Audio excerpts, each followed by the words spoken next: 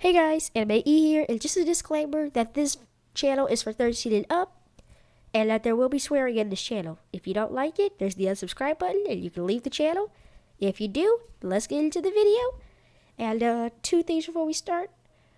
Fuck you, Kappa, and fuck you, YouTube. Alright? Fuck you both, alright? Just fuck you. That's all I gotta say to you guys, just fuck you. Alright?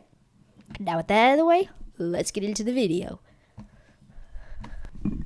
Hey guys, Anime E here, and welcome to the new series, What If Deku Was a Duality?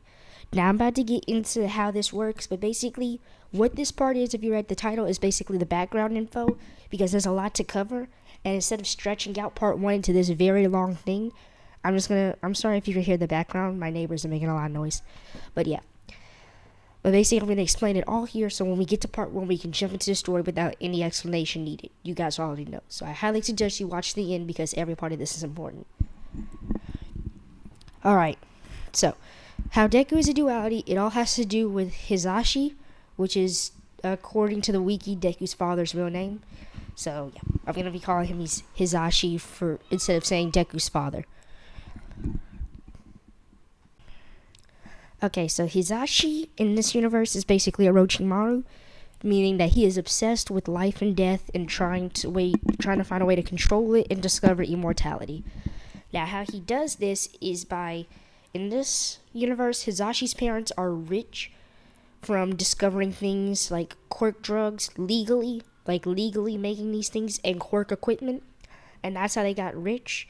And so Hizashi, when they passed on, used some of their money to buy some private offland estate and for very specific tools and equipment. And what he does is, for the last 10 years, he's been doing human experiments to try to find a way to discover immortality inside the human genome. And he discovers it. However, it's a lot different than you think. It's more like the curse mark than anything, because how the immortality works is that he has to give a person basically a decent amount of his DNA and keep it inside of that host. Now, when he dies, his consciousness will travel to that person, where he will either lay dormant or try to take over. Most likely take over the vessel. And he will have all his knowledge from his previous lives. Now, Deku is born after this 10-year span of Hizashi doing experiments. And Deku is about 5 months old when Hizashi leaves again, saying that he has to go to work, but in reality, he's just trying to perfect his immortality. So he does this, and he takes the beta version of the immortality. Now, he doesn't really know how this one works. He just knows that once he dies, he will be transferred to another person with all his previous memories and knowledge. Now, what Hizashi doesn't know, well, I guess we'll get to that later. But yeah. So Hizashi goes back to experimenting. Let's say a year passes, and during one of his experiments, one of his subjects stabs him in the back during an open surgery where Hizashi didn't expect it. They stab him using a pocket knife, and Hizashi bleeds out. Now, Hizashi's consciousness goes around the earth trying to find a host in which he has given his DNA. And it finds one. Izuku Midoriya himself. Since, one, he's the only person he ever given DNA to, since he is his son. They share at least 50 chromosomes, which is a lot of DNA. So he finds his way into Deku's body, and instead of trying to take it over, since this is his son and he still does love him, he decides to take a seat back and just help Izuku if he needs it. Now here's where the duality quirk comes in, and I'm about to explain some stuff real quick. So, Hizashi is still a grown man, as you guys would know. So after he decides that he's not going to take over his son's body, but actually just help him, he decides to stay back and just, help him.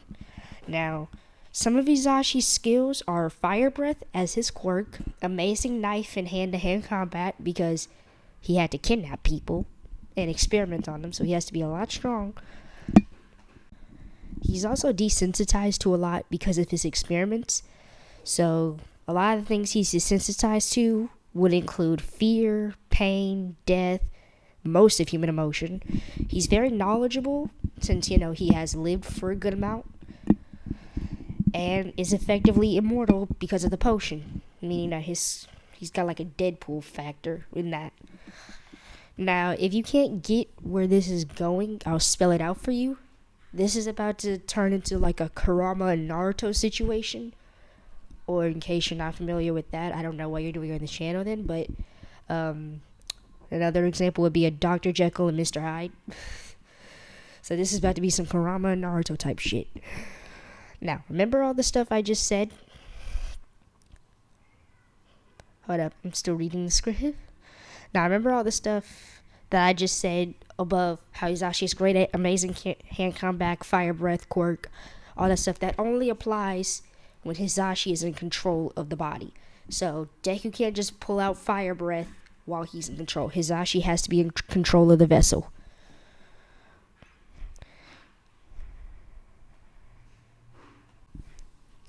Now remember, Hisashi still is an adult, so that means he's a lot more powerful and self-aware than Deku is. So if he really wants to, he can take control of Deku whenever he wants to, and Deku will just have to take a back seat until it's all over. So, with all that put out, I'm so pumped for the new What If. It's one I've been wanting to do for a while, along with another one. It's actually one of the What Ifs that inspired me to start this channel. So, hope you guys enjoy. And this is just the background info. The actual part 1 will be out soon. And I'm so sorry if you guys hear background noise. I can't really control it because I can't control my neighbors. But anyway, let me know what you guys thought. And one last thing before we go off. I noticed that YouTube turned off comments for part 5 and part 6. I posted about that last night, but this has happened twice, so I turned them back on. And let me know what you guys thought of part 6, because I really wanted to see you guys' reactions, but YouTube kind of ruined that. So you can either put it under this video, or go to part 6, rewatch it, or don't, and just tell me what you thought about it. And are there anything else I need to... Oh yeah, join the Discord server. And let me know what you guys think of this What If. Are you excited? Are you pumped? Or should I change it? Alright, you guys control this. Anyway, sorry about all the background noise. I'll talk to you guys soon. Anime E, signing off. Bye!